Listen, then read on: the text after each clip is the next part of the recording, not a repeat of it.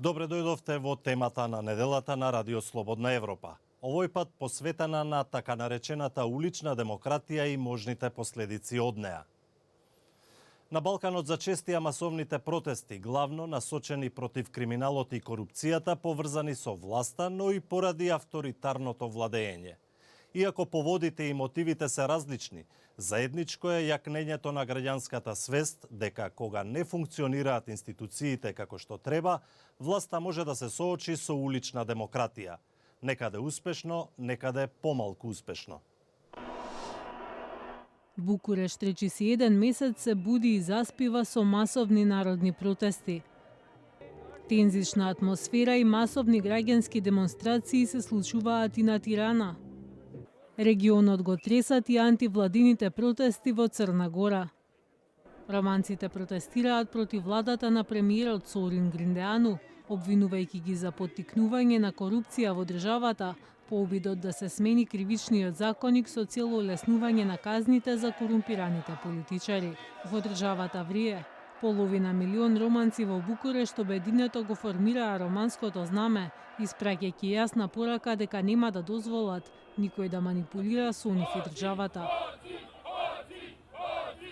Владата на Гриндеану, која се формираше пред само еден месец, веќе се соочува со сериозна политичка криза поради овие најголеми граѓански протести во Романија во последните 3 децении по падот на Чаушеску.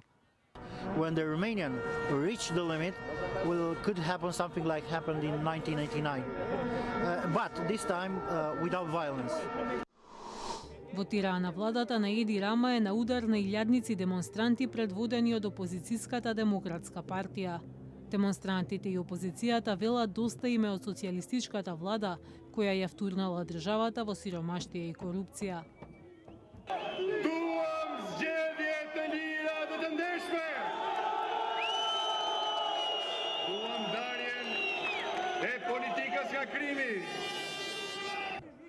Опозицијата вели ке ги отстранат шаторите, само откако Рама ќе се согласи на формирање техничка влада, која ќе гарантира спроведување фер и слободни избори во државата во јуни, кои се клучни за отворање на пристапните преговори меѓу Албанија и Европската унија.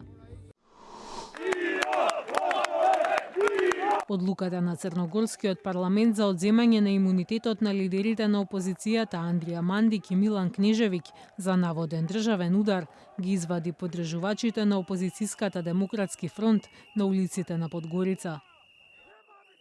Лажу, измиштају и подмечу да са лажним државним ударом било какве везе има било ко из Демократскog фронта. Мандик и Кнежевиќ се осомничени за подготвување терористички напади за време на изборната ноќ минатата година, како и за упад во собранието и обид за апсење на премиерот Мило Ѓукановиќ. Во Македонија граѓанските протести и така наречената шарена револуција доведоа до предвремени парламентарни избори. Некој е задоволен, некој не. Како и да е, излезот од политичката криза се уште не е на повидок, но граѓанските активисти велат дека во иднина секоја наредна власт ќе има наум дека не може да владее неконтролирано. Боите на фасадата на Министерството за правда потсетуваат на шарената револуција од минатата година. Властите не исчистија фасадата на оваа зграда, за разлика од фасадите на владата, собранието, триумфалната капија, кои беа најчести мети на антивладините демонстранти. Преседателот Иванов ја повлече аболицијата, челните министри на ВМРО ДПМНЕ си дадоа оставка, Никола Груевски не е премиер. Се формираше техничка влада која спроведи избори. Ова беа дел од барањата на демонстрантите.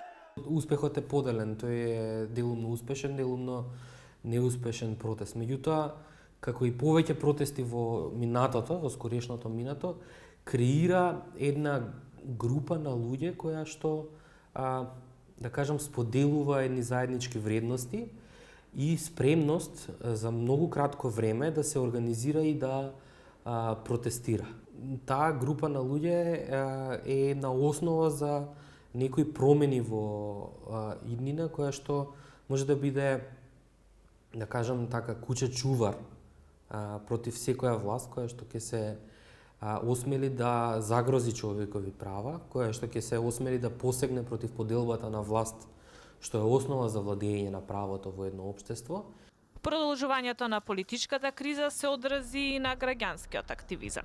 Доколку трае оваа целава ситуација, статус кво ситуација, мислам дека не само граѓанскиот активизам, туку во целост ќе донесе за уште едно враќање на општеството или паѓање на општеството во апатија. Апатија која можам да кажам дека последните 5-6 години беше навистина голема.